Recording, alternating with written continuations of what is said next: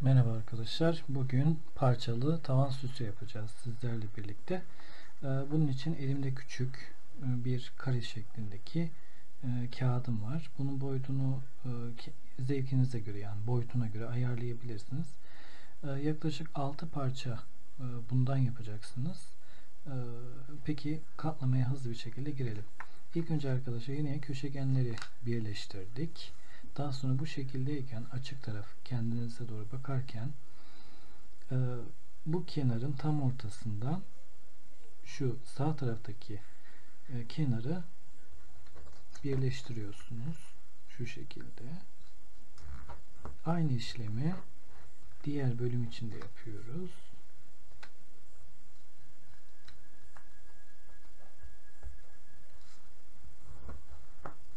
Evet.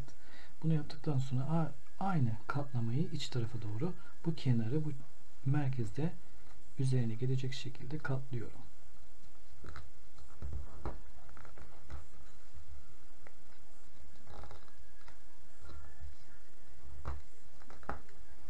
Evet, bu bir nevi yardımcı çizgilerimiz olacaktı.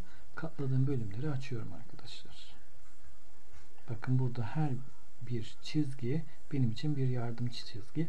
Şu çizginin üzerine denk gelecek şekilde parmağınızı oraya koyarak şu bölümü açabilirsiniz.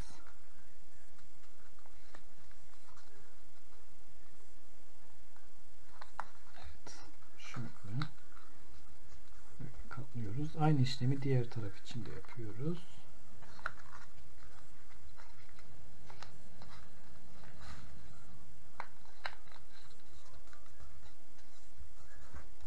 Evet. Şimdi arkadaşlar böyle görünüyor. Şu üçgenleri şöyle bakarsak şuralarda küçük üçgenlerimiz var. Bunları iç tarafa doğru katlayacağız.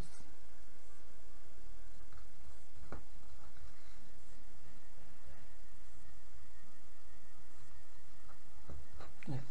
Bakın artık burada iki tane dik üçgenimiz var. Bunu ortadan ikiye iç tarafa doğru katlıyoruz.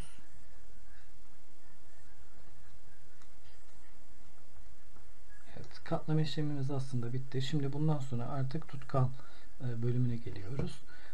Origamide tutkal kullanmıyoruz ama arkadaşlar bazı bölümleri oluştururken tutkal kullanacağız.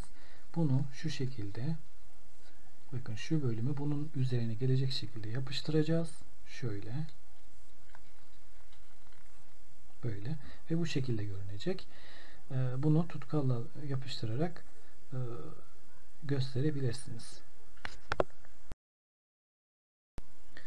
Evet arkadaşlar, bu şekilde 6 tane parçamızı oluşturduk. Şimdi bunları ise her bir bölümün bu bölümle diğer bölümü üst üste gelecek şekilde birleştireceğiz ve güzel bir tavan süsümüzü elde etmiş olacağız.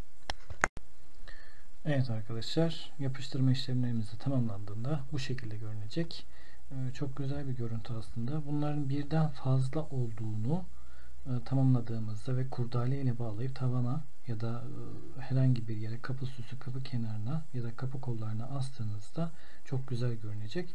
Bu şekilde arkadaşlar, isterseniz ortasına bir inci bulup koyabilirsiniz ya da boncuk bulup koyabilirsiniz. Daha da güzel görünecektir.